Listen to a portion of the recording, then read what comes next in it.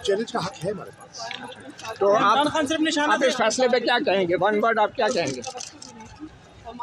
मायूसी हुई, कानून की रूह की हमारी नज़र के बरक्स हुई।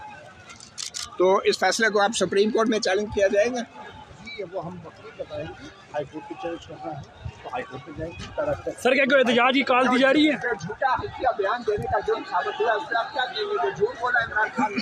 सर प्रेप प्रैक्टिसेस के हवाले से जो 3 साल की नाअहली बन रही है सर।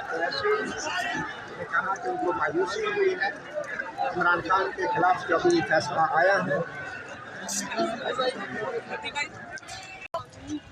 चैलेंज का हक है हमारे पास। तो आप इस फैसले पे क्या कहेंगे? वन वर्ड आप क्या कहेंगे? मायूसी हुई, कानून की रूह की हमारी नज़र के बरक्स हुई।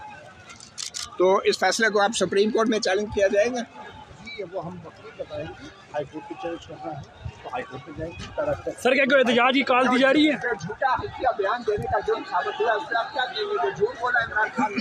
सर प्रेप प्रैक्टिसेस के हवाले से जो 3 साल की नाअहली बन रही है सर। कहा कि उनको मायूसी हुई है इमरान खान के खिलाफ जो भी फैसला आया है।